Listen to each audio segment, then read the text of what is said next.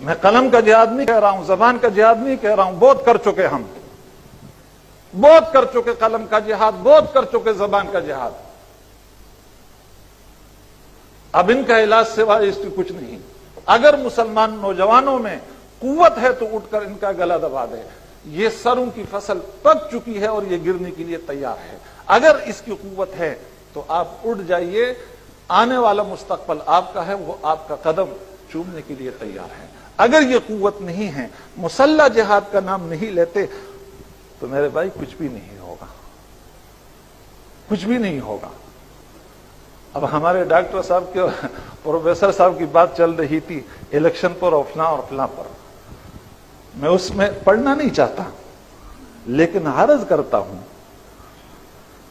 کہ پارلیمانی جمہوریت، اس کو آپ چاہے اسلامی جمہوریت کا نام دے دیں، چاہے قرآنی جمہوریت کا نام دے دیں، لیکن بقول اقبال جمہوریت ایک طرز حکومت ہے کہ جس میں بندوں کو گنا کرتے ہیں، تولا نہیں کرتے.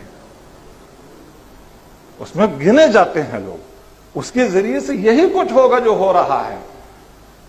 اور پروفیسر صاحب سے بہت ادب کے ساتھ میں عرض کرتا ہوں، اگر ان وڈیروں کو، ان جاگیرداروں کو یہ محسوس ہو کہ جماعت اسلامی کے ذریعے سے ہم اقتدار کے دروازے تک پہنچ سکتے ہیں، خدا کی قسم یہ کل آپ کے دروازے پر کھڑے ہوں گے.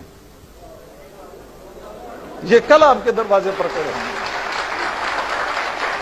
اس مصنوعی جمہوریت کے ذریعے سے مجھے معاف فرمائیے، یہودیوں کی ایک سازش یہ ہے کہ کچھ ایسی اصطلاحات ہمارے اندر رائج کر دی ہے جس کا مفہوم ہم خود بھی نہیں سمجھتے.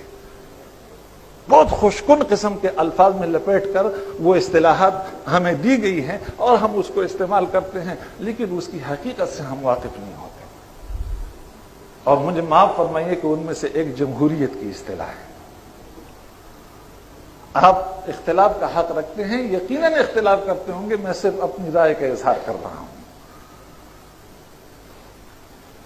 تو خلاصہ یہ کہ اس اتفاق اور اتحاد کے لیے، چاہے وہ جماعتوں کے درمیان ہو، چاہے وہ افراد کے درمیان ہو، امت کے اندر ایک تو جہاد کا جذبہ بیدار کرنا ہوگا. دوسری بات یہ کہ امت کے اندر جو منافقت مجموعی لحاظ سے آ چکی ہے اس کو ختم کرنا ہوگا. اور تیسری چیز، ایثار کی ضرورت ہے اتفاق اور اتحاد کے لیے. اس کے لیے آپ کو اپنی حیثیت چھوڑنی ہوتی ہے، اپنی حیثیت چھوڑنی ہوتی ہے، تب پھر امت کے اندر اتفاق اور اتحاد پیدا ہوتا ہے. یہ اہل علم بیٹھے ہیں، آپ حضرات بھی بہت سارے ہوں گے. حضرت نبی اکرم صلی اللہ علیہ وسلم کی دنیا سے تشریف لے جانے کے بعد حضرت ابوبکر صدیق رضی اللہ تعالی عنہ پر امت جمع ہوئی. لیکن اہل علم جانتے ہیں کہ انصار صحابی اور بڑے سردار اور مخلص مسلمان حضرت سعد بن عبادہ کو اختلاف تھا. کیوں ڈاکٹر صاحب اختلاف تھا؟ یعنی لیکن جب امت مجتمع ہوئی، یہ ایثار ہیں، وہ مدینہ سے اٹھ کر دمشق گئے اور ان کی انتقال تک کسی کو یہ معلوم نہیں ہوا کہ سعد بن عبادہ کوئی شخص موجود بھی ہے دنیا میں یا نہیں.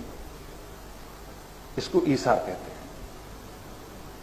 حضرت خالد بن ولید جیسا جرنیل، حضرت عمر کی رائے ان کی متعلق کی تھی کہ انہیں معزول کیا جائے. اس کے اسباب میں ذکر عرض نہیں کرنا چاہتا.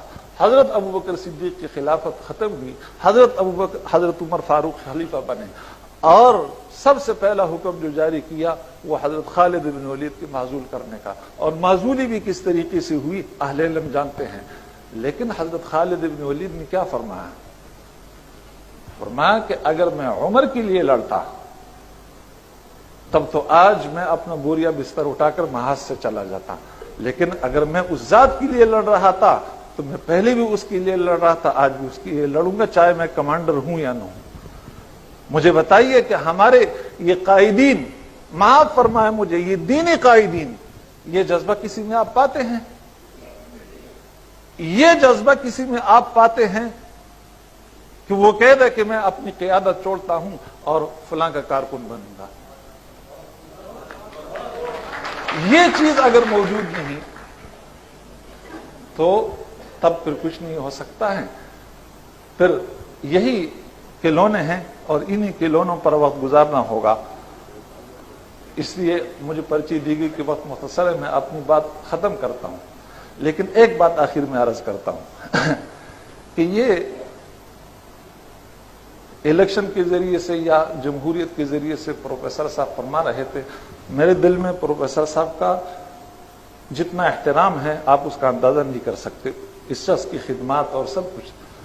لیکن رائے کا اختلاف بار حال ہوتا ہے, اس لیے اگر میں عرض کرتا ہوں, وہ الیکشن کے ذریعے سے جمہوریت کے ذریعے سے پاکستان میں جتنی خدمات ہوئی وہ گنوا رہے تھے کہ ختم نبوت کا مسئلہ حل ہوا, فلاں ہوا, قرارداد مقاصد اور یہ اور وہ سب مسلم ہیں.